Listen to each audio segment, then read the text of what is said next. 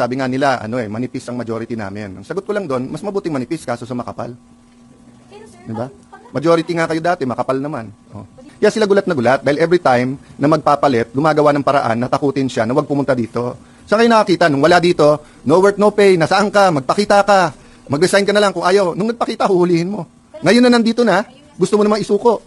Pero sir, nakita niyo ba so far sa preliminary investigation niyo na may active plot? I don't wanna go beyond what I said already because I'm going to meet the majority. I'm going to look at all the reports. Basically, inulit ko lang yung sinabi ko ngayon, yung sinabi ko sa podium yesterday, di ba? Nung nagsalita si Senator Soto, sabi niya ganito ganyan, binasa ko yung sinabi ng Sergeant at Arms. Sabi ng Sergeant at Arms, hindi. Not only 7 a.m., 2 p.m. pinakita pa rin sa inyo. Di ba? Sinabi po ng NBI, sir, makakapasok ba lahat ng agents, nandiyan ba silang lahat kung hindi pa pumayag si SP? Pumayag si SP.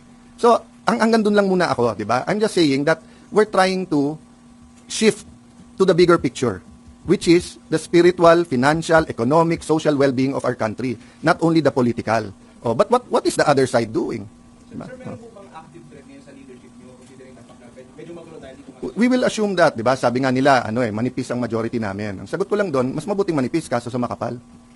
Pero sir, Di ba? Majority nga kayo dati, makapal naman. Oh. what do you mean by that? Sabi niya manipis ang majority namin. Yes, Oh. because of the 13, Oh, sir. di ba? Okay.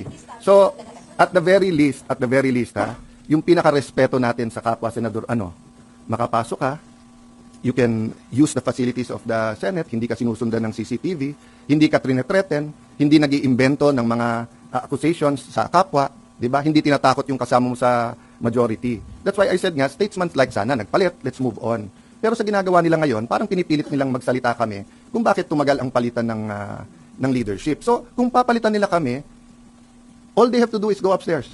Nung natalo ako kay Senator Pimentel ng 2016, nag-dinner pa kami kasama si PRRD with Senator Soto, Senator Lacson. I think Senator Pimentel was there. Nagkamayan pa kami sa Malacanang bago. Then I didn't go to the SONA. I didn't go here. Sa SONA na ako pumunta. Oh. Nung nagpalit at naging Senate President si Senator Subiri, wala namang problema eh. Nung umakyat kami ni Senator Escudero, pinakita sa kanya, mga boss, may pirmahan.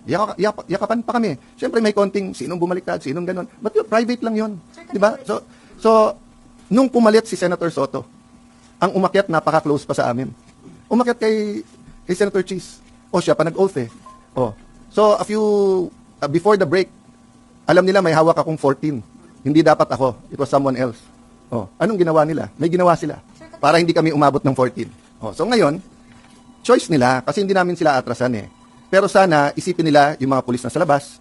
Sana isipin nila yung oras nyo sa news. Would you rather be reporting on